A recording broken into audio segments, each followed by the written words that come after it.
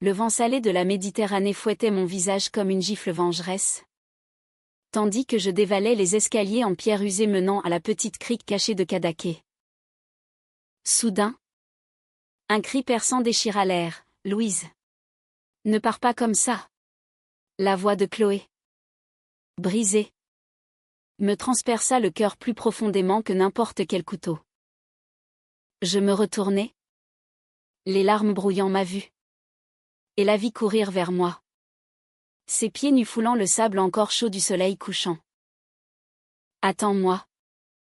S'il te plaît, murmura-t-elle, essoufflée, avant de s'effondrer à genoux devant moi, ses mains agrippant les miennes comme si elles étaient sa bouée de sauvetage dans cette tempête que nous avions nous-mêmes invoquée.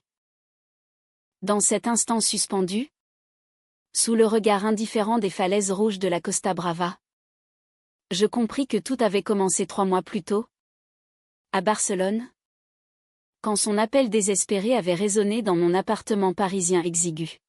« Louise, mon père est mourant. Viens en Espagne. Aide-moi.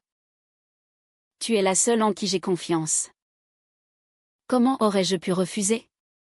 Chloé, ma meilleure amie depuis nos années folles à la Sorbonne, celle qui avait partagé mes secrets les plus intimes, mes doutes sur l'amour, sur les femmes qui m'avaient brisée. Elle, avec ses yeux verts comme l'huile d'olive et son rire qui faisait danser les étoiles. Mais je n'avais pas prévu que ce voyage, censé être un acte de solidarité filiale, deviendrait le nœud gordien de nos âmes entrelacées. Tout avait basculé si vite. J'étais arrivée à l'aéroport d'El Prat un après-midi doux étouffant, l'air chargé d'effluves de jasmin et de mer. Chloé m'attendait près de la sortie, plus pâle que dans mes souvenirs, ses cheveux châtains noués en un chignon négligé qui laissait échapper des mèches rebelles. À 32 ans, elle avait l'air d'une madone usée par le poids du monde, des cernes sous ses yeux, une robe en lin froissé qui moulait ses courbes athlétiques, forgée par des années de randonnée dans les Pyrénées. « Merci d'être venue si vite », avait-elle soufflé en m'enlaçant, son parfum de lavande et de sel marin m'enveloppant comme un voile familier. Nous avions roulé en silence vers la maison familiale, une villa délabrée accrochée à flanc de colline à Tossa de Mar, où son père, Henri, agonisait dans une chambre imprégnée d'odeurs de camomille et de regrets. Henri était un Français exilé en Espagne depuis les années 60, un ancien vigneron qui avait fui les tumultes de mai 1968 pour les oliveraies catalanes. À 70 ans passés, il ressemblait à un arbre centenaire plié par les tempêtes, peau parcheminée, yeux bleus voilés par la cataracte, et une voix rauque qui crachait des anecdotes sur les vendanges perdues. « Ma fille » m'avait-il dit le premier soir, sa main tremblante serrant la mienne. Chloé est têtue comme sa mère. Aidez-la à me soigner, à me laisser partir en paix. J'avais hoché la tête, touché par sa vulnérabilité, ignorant que ces mots scelleraient mon destin. Les jours suivants s'écoulèrent dans une routine poignante. Le matin, je préparais des infusions d'herbes cueillies dans le jardin envahi de bougainvilliers, tandis que Chloé veillait au chevet de son père, épongeant son front fiévreux. Les après-midi, nous marchions sur la plage, pieds nus dans l'eau tiède, et elle se confiait enfin. Papa m'a élevée seule après la mort de maman. Tu sais, une chute stupide dans les vignes. Il m'a tout donné, mais il ne m'a jamais comprise. Pas vraiment. Ces mots, prononcés avec cet accent français teinté d'espagnol, portaient une tristesse infinie. Je l'écoutais, mon cœur se serrant à l'idée de sa solitude. À 35 ans, j'étais moi-même une nomade parisienne, galeriste éphémère dans le Marais, collectionnant les amours fugaces avec des femmes qui disparaissaient comme la brume matinale. Mais Chloé, elle était ancrée, comme ces pins parasols qui défiaient les vents de la tramontane. Un soir, après une crise particulièrement violente d'Henri une toux qui secouait son corps frêle comme un séisme, nous nous effondrâmes sur la terrasse, un verre de sangria à la main. La lune se levait au-dessus de la baie, argentant les vagues. Je ne sais pas si je pourrais continuer sans toi, Louise, murmura-t-elle, sa tête sur mon épaule. Son souffle chaud contre ma peau me fit frissonner. Tu es ma force, ma sœur d'âme.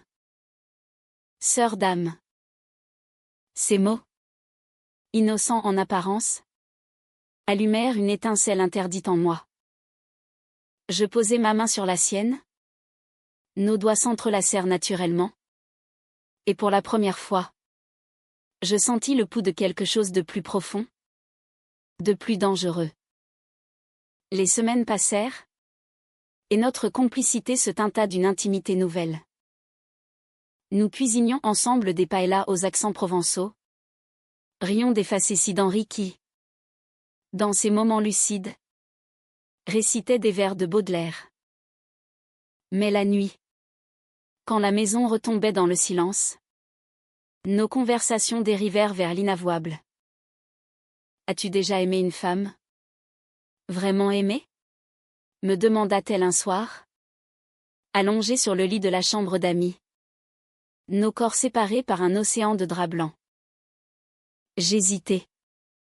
Puis avouer mes flirts parisiens? Ces baisers volés dans les ruelles sombres de Montmartre. Ses yeux s'illuminèrent. Moi aussi. Une fois. À Madrid. Une danseuse de flamenco. Mais c'était fugace. Comme un feu d'artifice. Ce soir-là, nos lèvres se frôlèrent par accident ou était-ce le destin? Et le monde bascula. Le baiser fut un ouragan. Ses lèvres, douces et salées, pressées contre les miennes avec une urgence contenue depuis des années. Nous nous embrassâmes sous les étoiles filtrant par la fenêtre ouverte.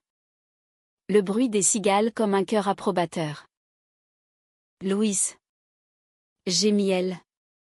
Ses mains glissant sous mon chemisier. Explorant ma peau comme un territoire inexploré. Je la serrai contre moi. Nos corps s'imbriquant dans une danse primitive. Guidés par l'instinct et le désespoir.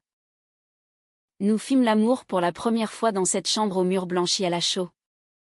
Nos murmures étouffés par les draps. Nos âmes se révélant dans la vulnérabilité de la chair.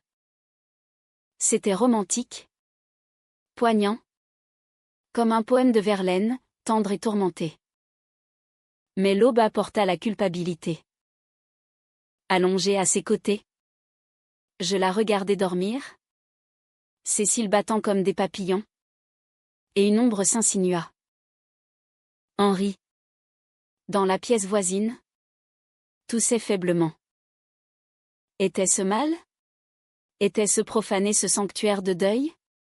Chloé s'éveilla. Son regard voilé de tendresse. Ne regrette rien. C'est nous. Enfin. Et nous nous aimâmes à nouveau. Plus lentement. Plus profondément. Comme pour sceller un pacte secret. Les jours suivants furent un enchantement volé. Nous volions des moments dans les ruelles de Tossa. Main dans la main sous les arcades gothiques. Riant comme des gamines. Elle m'emmenait dans les calanques secrètes. Où nous nagions nus sous le soleil implacable. Nos corps enlacés dans l'eau turquoise. Tu es ma lumière? Louise. Chuchotait-elle. Ses doigts traçant des arabesques sur mon dos. Je me sentais vivante. Entière. Pour la première fois. Henri. Dans sa sagesse mourante. Semblait deviner notre secret, un soir. Il nous appela toutes deux à son chevet. L'amour. Mes filles. Est comme le vin, il mûrit dans l'ombre avant d'éclater au grand jour. Ne le gaspillez pas. Ces mots, prononcés d'une voix chevrotante, nous lièrent plus fort. Pourtant, Les fissures apparurent subtilement.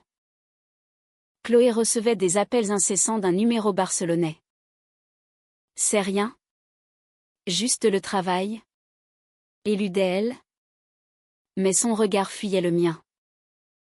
Je l'ignorais. Trop ivre de notre bulle. Un après-midi. Tandis que je cueillais des figues dans le jardin. Mon téléphone vibra, un message de son ex. Une certaine Elena. Une avocate madrilène que Chloé avait mentionnée en passant. Dis-lui que je sais tout. Elle me doit des explications. Mon sang se glaça. Était-ce cela? Le fantôme du passé? La confrontation éclata lors d'une soirée orageuse. La pluie martelait les tuiles de la villa. Et Henri somnolait sous sédatif. Chloé rentrait tard. Trempée. Son maquillage coulant en traînées noires. Où étais-tu? Demandai-je. La voix tremblante. Elle hésita. Puis avoua, avec Elena. Elle est venue à Barcelone pour le divorce. C'est compliqué. Louise. Papa il a des dettes? Des papiers à signer. Elle peut t'aider. La trahison me frappa comme un coup de tonnerre. Aider? Ou plus, hurlai-je. Les larmes se mêlant à la pluie qui s'infiltrait par la porte ouverte. Elle s'effondra. Sanglotant, c'est fini avec elle. Je te le jure. Mais j'ai eu peur. Peur de te perdre? Peur de tout. Nous nous disputâmes comme des furies. Nos mots acérés comme des éclats de verre. Tu m'as utilisé pour ton père? Et maintenant pour elle? Accusai-je. Le cœur en lambeaux. Elle riposta, et toi? La Parisienne libre? Qui fuit toujours? Tu crois que c'est facile d'aimer ici? Dans ce pays où l'amour comme le nôtre est encore un scandale chuchoté? L'orage dehors reflétait le chaos en nous. Je partis en claquant la porte. Courant sous la pluie vers la plage. Où les vagues se brisaient avec rage. C'est là que le cri de Chloé m'avait rattrapé. 3 mois plus tard non. Attendez. Le temps s'était télescopé dans ma mémoire. Non. C'était ce soir-là même. L'orage de notre première querelle. Elle me rejoignit. À genoux dans le sable détrempé. Et nous pleurâmes ensemble. Nos corps se réconciliant dans l'humidité salée. Pardonne-moi. Mon amour. Elena n'est rien. Toi. Tu es tout. Nous nous embrassâmes sous la tempête. Un baiser de sel et de fureur. Qui lava nos doutes. Mais la paix fut éphémère. Henri s'éteignit 2 semaines plus tard. Dans une nuit calme de septembre. Sa mort fut paisible, un dernier soupir. Un sourire fugace. Au chevet. Chloé s'effondra dans mes bras. Son deuil un raz de marée qui nous submergea. Les funérailles. Dans la petite église de Tossa. Furent un tourbillon de condoléances en catalan et en français. Elena apparut alors. Élégante dans son tailleur noir. Ses yeux bruns posés sur Chloé avec une possessivité qui me noua l'estomac. Je suis là pour elle. Me glissa-t-elle. Un sourire carnassier aux lèvres. La graine de la jalousie germa. Les jours du deuil nous isolèrent. Chloé se replia. Hantée par les dettes de son père des prêts usuraires pour ses vignes en faillite. Elena. Avocate chevronnée. Proposa son aide, je peux tout régler? Si elle me laisse faire. Et Chloé. Affaiblie. Accepta des dîners, professionnels, à Barcelone. Je les imaginais. Riant dans des restaurants chics de l'Exemple. Et la rage me consumait. Une nuit. Je la confrontai à nouveau, choisie. Chloé. Elle ou moi. Ses yeux. Rougis par les larmes. Se durcir. Ce n'est pas un choix. Louise. C'est la survie. Papa m'a laissé ça en héritage, la ruine. Elena comprend ce monde. Pas toi. La rêveuse. La trahison s'accomplit lors d'une réception mondaine à Girona, où Chloé m'avait invité pour nous réconcilier. Je la vis. Dans une robe rouge sang, dansant un slow langoureux avec Elena. Leurs corps pressés l'un contre l'autre sous les lustres cristallins. Le monde s'effondra. Je m'enfuis dans la nuit. Roulant à tombeau ouvert vers Cadaqués, où le vent et la mer devinrent mes confidents. C'est là que son cri m'avait arrêté. Non pas 3 mois plus tard, mais ce soir fatidique. L'histoire se boucle dans ma tête comme un ruban moiré. Elle me rattrapa, à bout de souffle, et nous nous tînmes face à face sous la lune voilée. Je l'ai embrassée. Louise. Pour clore le chapitre. Mais c'était vide. Sans âme. Toi est ma vie. Ces mots, sincères dans leur nudité, me désarmèrent. Nous rentrâmes, main dans la main, et passâmes la nuit à panser nos plaies, nos corps se lovant dans une tendresse renouvelée. Mais le doute persistait, une ombre tenace. Le vrai climax survint 1 mois plus tard, lors de la lecture du testament d'Henri. Dans le bureau notarial de Figueres, entouré de papiers jaunis, nous découvrîmes la bombe. Henri avait légué la villa non pas à Chloé seule, mais à nous deux, à ma fille et à celle qui l'a sauvée de la solitude. Une clause secrète, dictée dans un moment de lucidité, que leur amour fleurisse comme les vignes que j'ai plantées. Chloé blêmit. Elena, présente comme conseillère, explosa. C'est absurde. Un amour de femme? En Espagne? Vous allez tout perdre? La réaction d'Elena révéla sa vraie nature, non pas une ex-bienveillante, mais une manipulatrice avide des biens. Le conflit éclata en pleine salle. Voix haussée. Accusation volante. Chloé. Pour la première fois. Se dressa. Sors d'ici. Elena. Tu n'as jamais aimé que le pouvoir. Louise est mon choix.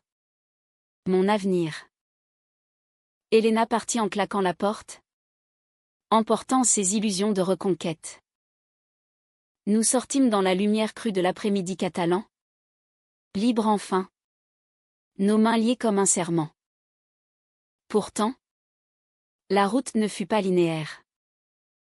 Les mois suivants furent un apprentissage âpre, gérer la villa, replanter les vignes, affronter les ragots du village où 2 femmes vivant ouvertement étaient encore une nouveauté.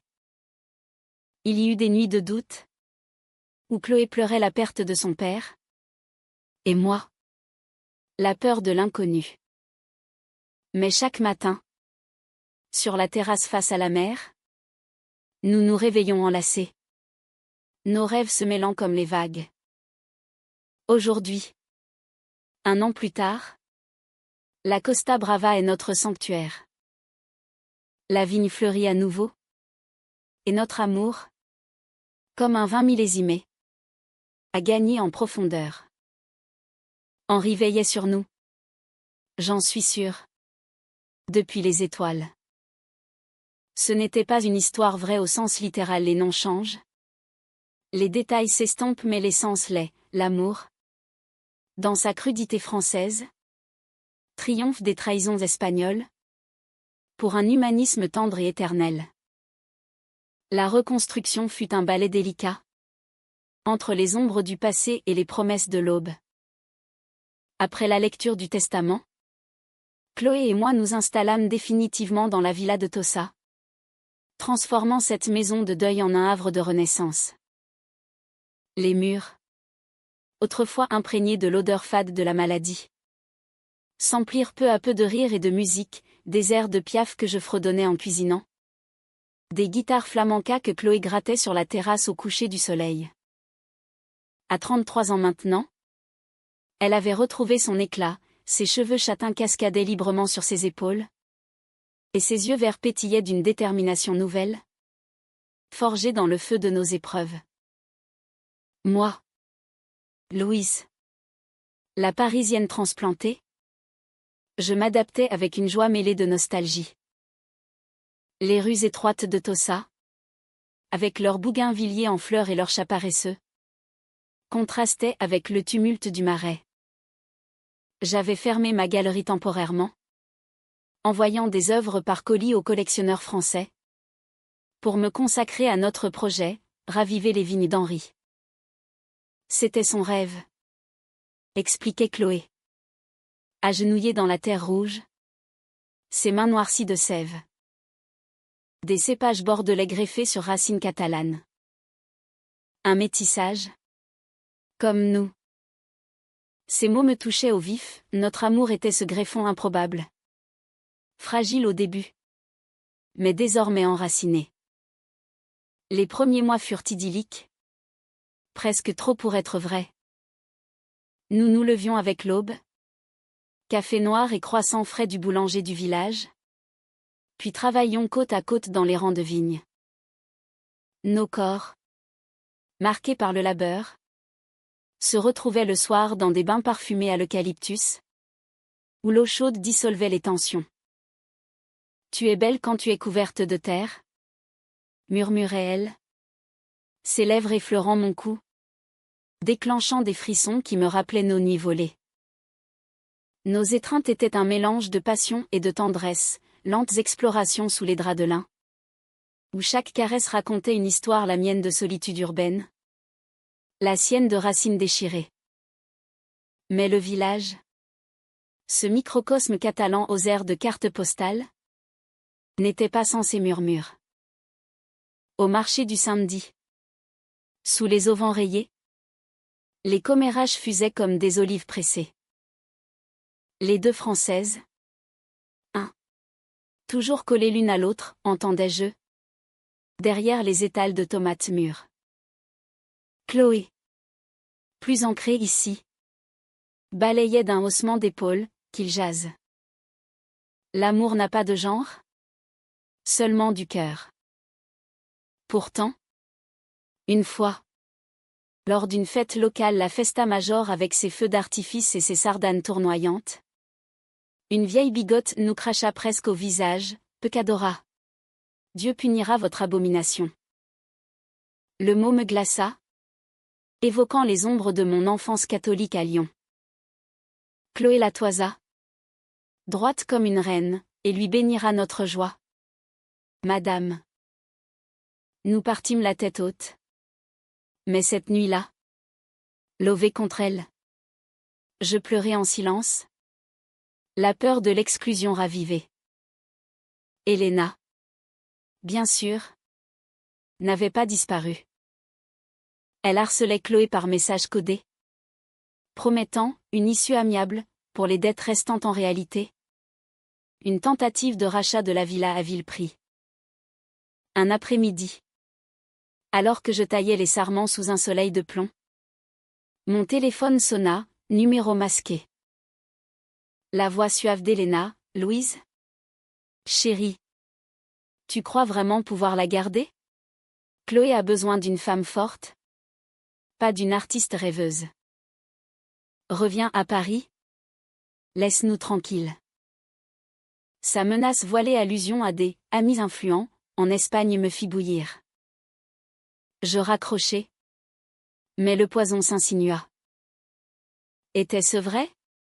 Étais-je assez pour elle ? Le doute culmina lors d'une vendange précoce. Fin octobre. Les raisins, gorgés de soleil, éclataient sous nos doigts. Et l'air embaumait le mou sucré.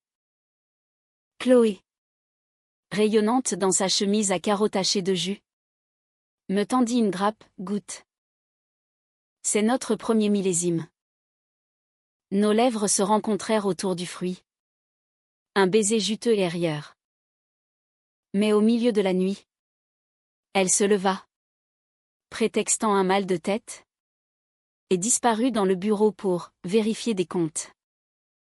Je la suivis discrètement. Et là, à travers la porte entrebâillée, je la vis au téléphone. Voix basse, Elena. Non, c'est fini. Mais les papiers, oui. Je signe demain. Pour nous protéger. Le « nous » me transperça. Était-ce encore un mensonge pieux? La confrontation fut explosive. Dans la cuisine baignée de lune. Tu la vois encore, hurlai-je, brandissant le téléphone comme une preuve. Chloé pâlit. Puis craqua, c'est pour la villa. Elle a des contacts pour effacer les dettes d'Henri. Une fois fait. C'est terminé. Je te le jure sur sa tombe. Ses larmes coulèrent.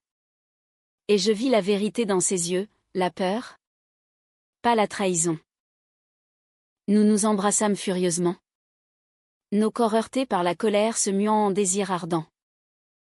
Sur la table de chêne, sous les raies lunaires, nous nous abandonnâmes. Un acte de réaffirmation primale. Jamais plus de secret. Alta-t-elle, ses ongles s'enfonçant dans ma chair. Jamais. Promis-je. Scellant notre pacte dans la sueur et les murmures. Pourtant, le destin, ce farceur cruel, réservait un dernier coup.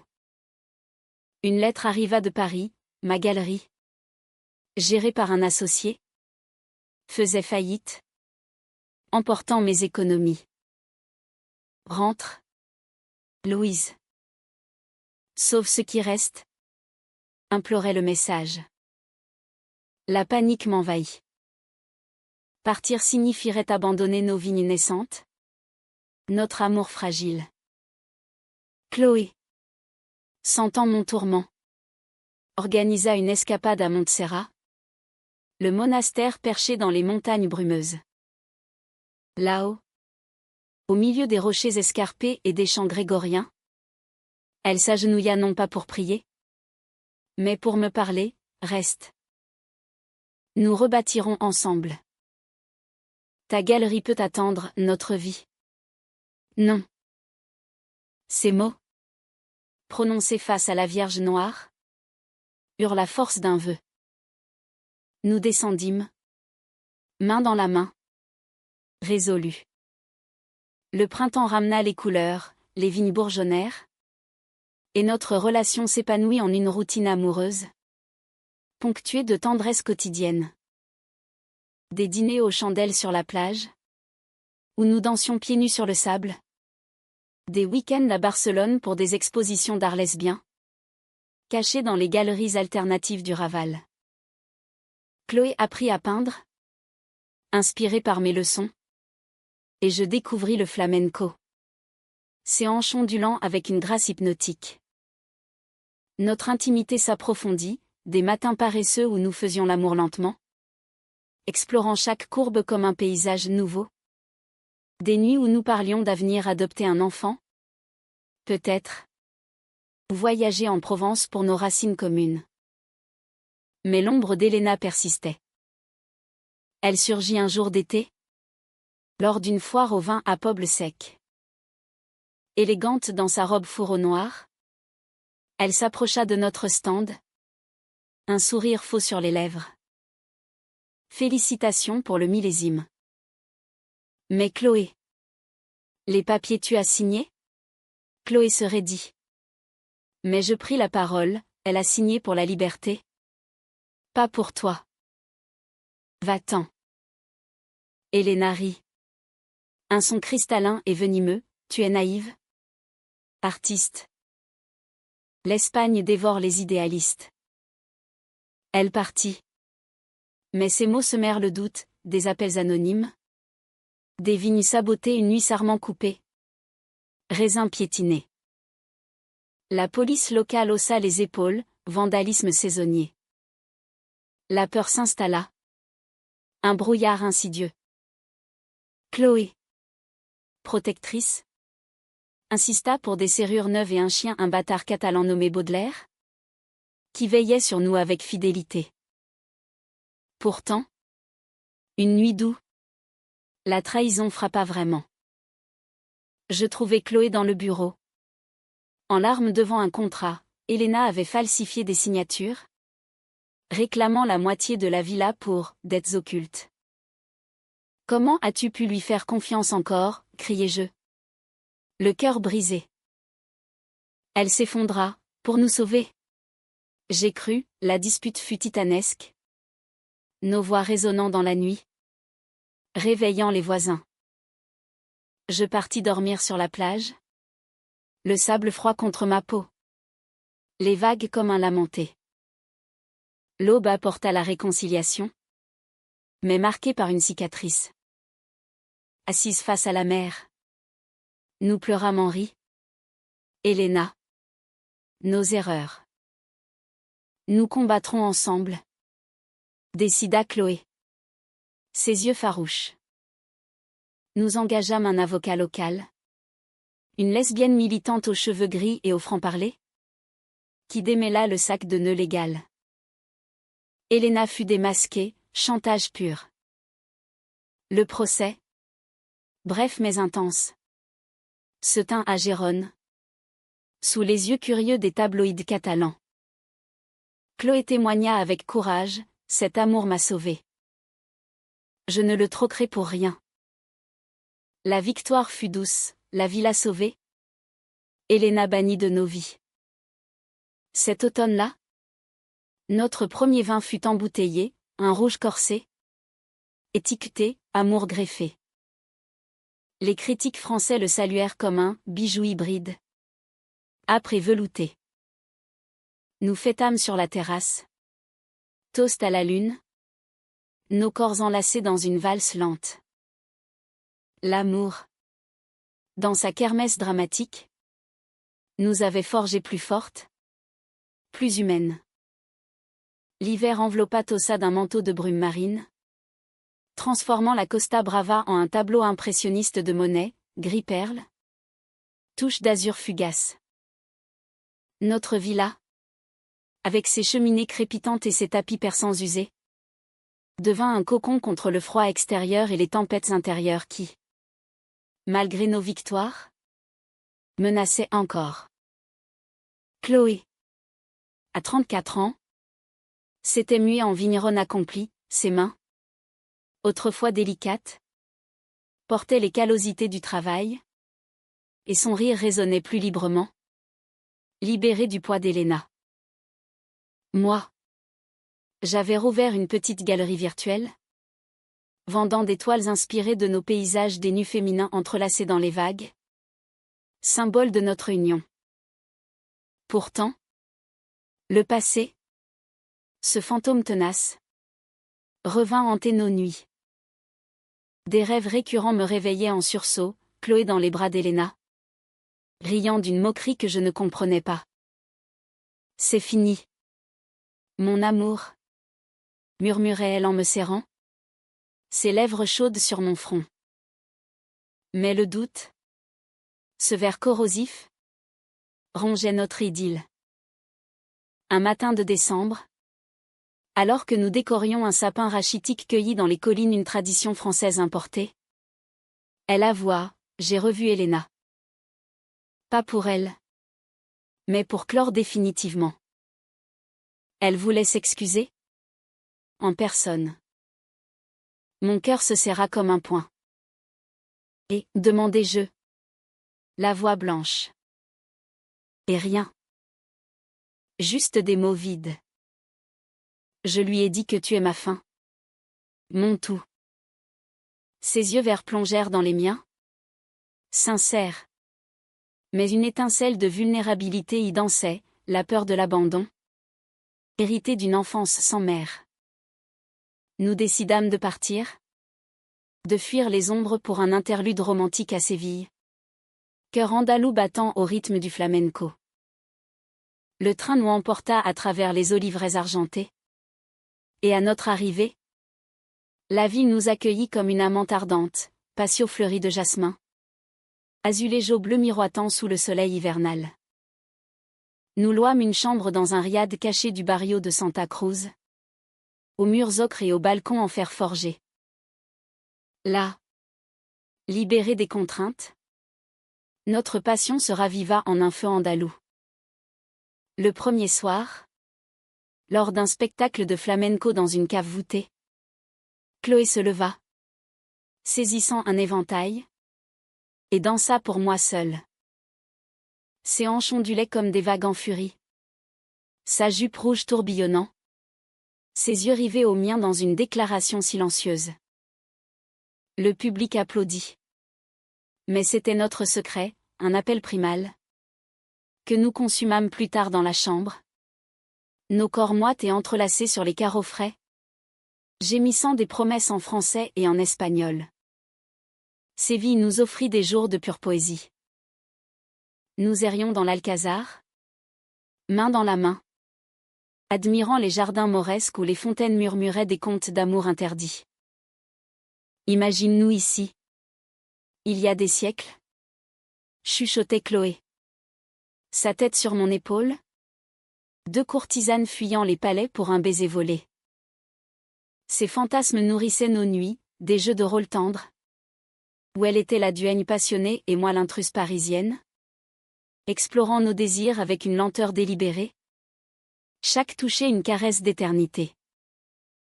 Nous parlions aussi, profondément, de nos peurs d'enfant elle. La petite fille cherchant l'approbation d'un père absent, moi. L'adolescente réprimant son attirance pour la prof de littérature. L'amour lesbien. En France ou en Espagne? C'est encore une révolution douce? Confiait-elle. Mais avec toi. C'est ma liberté. De retour à Tossa. La réalité nous rattrapa comme une vague traîtresse. Les vignes, engourdies par le gel, exigeaient des soins hivernaux. Et ma galerie envoyait des nouvelles alarmantes, un mécène important se retirait. Citant, des œuvres trop provocantes. Pire. Un article dans un journal local, Les amantes de la vigne, scandale ou succès? Exposait notre relation au grand jour?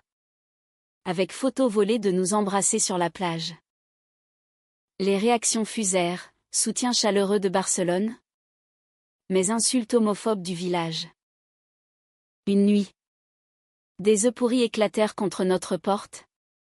Accompagnés d'un graffiti, perverse française. Chloé. Furieuse. Lava les murs à l'aube. Mais je vis la fêlure, peut-être devrions-nous partir pour notre sécurité. Le conflit interne grandit. Je plaidais pour la fuite rentrée à Paris. Où l'amour comme le nôtre est banal comme un café au lait. Elle. Enracinée. Résistait, fuir? Comme papa a fui la France? Non. Nous combattrons ici. Pour Henri. Pour nous. Nos disputes. Autrefois passionnées. Devinrent rusantes, voix baissée pour ne pas alerter les voisins. Silence lourd au dîner. Une soir. Après une engueulade sur le budget, les dettes d'Elena ressurgissaient sous forme de frais légaux. Je claquai la porte et marchai jusqu'à la crique. Où les vagues me berçaient comme une mer indifférente. Chloé me rejoignit. Emmitouflée dans un châle. Et s'assit près de moi. Je t'aime trop pour te perdre, murmura-t-elle. Sa main sur la mienne. Nous pleurâmes. Puis nous embrassâmes. Un baiser salé par les larmes et la mer. Qui nous ramena à la maison pour une nuit de réconciliation ardente, corps nus devant la cheminée. Peau rougie par le feu. Âme se murmurant des « je t'aime » jusqu'à l'épuisement. Le vrai drame, cependant, se cristallisa autour d'un secret enfoui. Au printemps, lors du dégel, nous découvrîmes dans le grenier une boîte de lettres d'Henri à la mère de Chloé, des missives enflammées. Révélant non pas un accident banal, mais un suicide la mère. Dépressive. S'était jeté dans les vignes pour échapper à un amour impossible. Une liaison lesbienne avec une voisine. Papa l'a caché pour me protéger. Sanglota Chloé. Les lettres tremblant dans ses mains. Et moi? Je reproduis l'histoire, amour caché. Trahison, la révélation la brisa, elle se replia. Évitant mes caresses. Hantée par l'héritage de silence. Je devins son encre. Lisant les lettres à voix haute lors de veillées au clair de lune. Transformant la douleur en catharsis. Ta mère a aimé librement. À sa façon. Disais-je. Nous ferons mieux, nous aimerons au grand jour. Petit à petit. Elle guérit.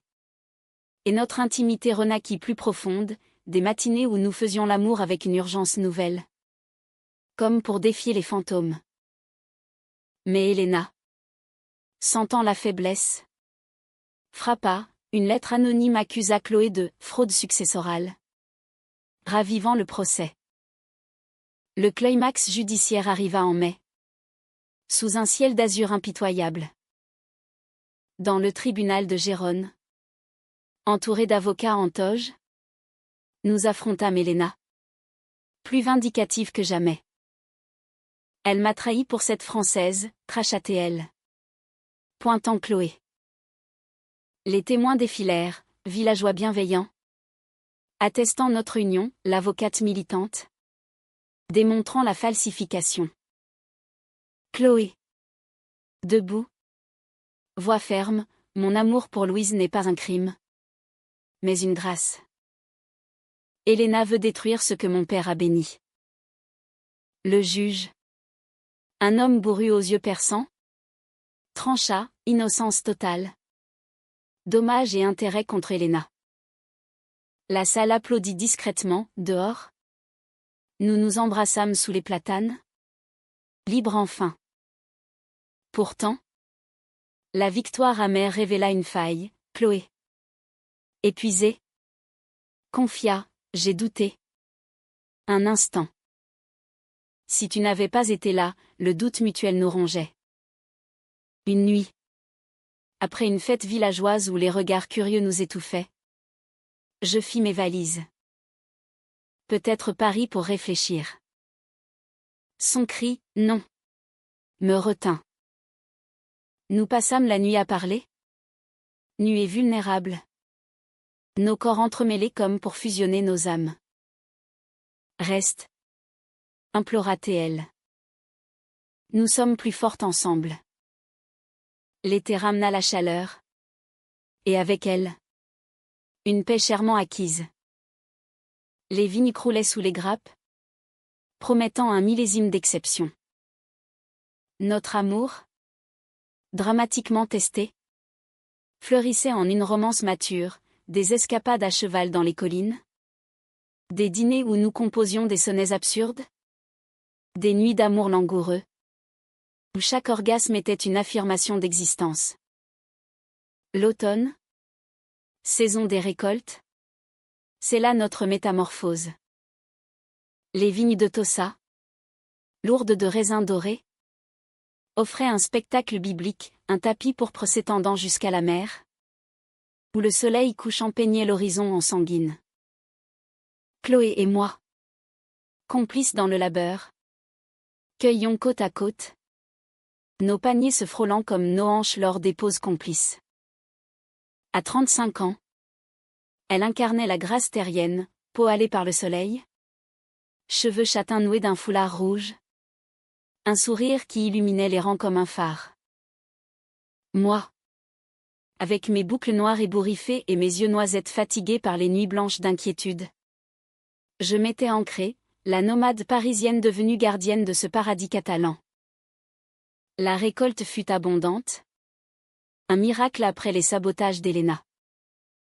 Nous pressâmes le raisin dans la cuve ancestrale d'Henri. Nos pieds nus foulant la pulpe tiède. Riant comme des bacchantes modernes.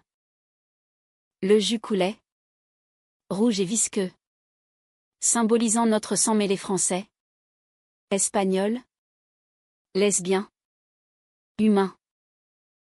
Ce soir-là, nous fêtâmes avec les villageois réconciliés, une paella géante sur la plage. Guitare et danse jusqu'à l'aube. Pour la première fois, nous dansâmes ouvertement. Nos corps pressés dans une sardane lesbienne.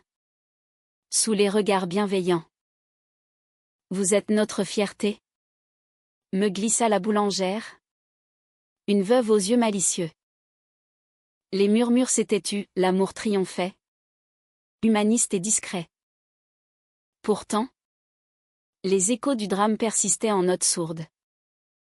Elena, bannie par la justice, avait fui à Madrid. Mais ses ombres planaient, un article sensationnaliste dans un tabloïd barcelonais. L'amour maudit des vignes, trahison et passion, déformant notre histoire en soap-opéra vulgaire. Chloé, blessée, relut les lettres de sa mère, cherchant des leçons dans le silence posthume. Elle s'est tue pour protéger papa, murmura-t-elle un soir, levée contre moi sur le hamac de la terrasse. Je refuse ce legs. Parle-moi, Louise. De tout. Et nous parlâmes, de mes avortements secrets à Paris, de ces flirts adolescents refoulés à l'école catholique de Perpignan. Ces confessions, murmurées dans l'obscurité, tissèrent un filet de confiance indéfectible. Notre intimité, affinée par les épreuves, devint un sanctuaire sacré. Les matins d'octobre, quand la brume enveloppait la baie, nous faisions l'amour avec une révérence nouvelle, ses lèvres explorant mes seins comme un pèlerinage, mes doigts traçant des constellations sur son dos cambré. C'était romantique, qu'à dramatique dans sa simplicité, un orgasme partagé comme un vin rare, prolongé et enivrant. Tu es ma muse, ma vigne, altait-elle, et je répondais par des baisers qui disaient l'infini. Le vrai test vint avec l'hiver, une offre tentante de Paris. Un galeriste influent proposa d'exposer mes toiles dans le 6e arrondissement, avec contrat exclusif. C'est ta chance, encouragea Chloé, masquant son appréhension. Mais partir signifiait la laisser seule face aux tempêtes littérales et figurées. Nous en débattîmes lors d'une randonnée aux falaises de Cap-de-Creux, vent hurlant comme un cœur tragique. Viens avec moi, plaidai-je. Elle secoua la tête, les vignes notre vie ici. Les larmes perlèrent, le doute ressurgit. Spectre familier. La nuit qui suivit fut un tourbillon émotionnel. Dans notre lit, nos corps se heurtèrent dans une étreinte désespérée, colère, désir, peur entremêlée. Ne me quitte pas, gémit-elle. Ses ongles griffant mon dos tandis que je la pénétrais du regard et des doigts. Nos cris étouffés par les oreillers. L'orgasme fut cathartique. Un cri primal libérant les toxines. À l'aube, enlacés, nous décidâmes, l'exposition serait un aller-retour. Notre amour n'est pas une prison, mais un horizon, dit-elle, citant Henri. Le printemps 2026 nous trouva transformés. L'exposition parisienne fut un triomphe, mes toiles, inspirées de Chloé, amante de la Costa, vendues à des collectionneurs émus par leur charge humaniste. À mon retour, elle m'attendait à l'aéroport d'El Prat, un bouquet de lavande à la main. Nos retrouvailles, un baiser public, indifférent au regard. La villa bourdonnait, un bébé berceau non. Pas encore. Mais nous parlions d'adoption, d'une famille lesbienne catalane. Le climax inattendu survint lors d'une tempête en juin, foudre frappant la cuve, incendie menaçant les vignes. Nous luttâmes côte à côte, seaux d'eau et tuyaux, sous la pluie battante, nos silhouettes enlacées dans les flammes comme un tableau de Delacroix. Les pompiers arrivèrent. Mais c'était notre victoire, l'incendie circonscrit, Les vignes sauvées. Trempées. Épuisées. Nous nous effondrames sur le sable. Riant à travers les larmes. Nous sommes inextinguibles. Souffla TL.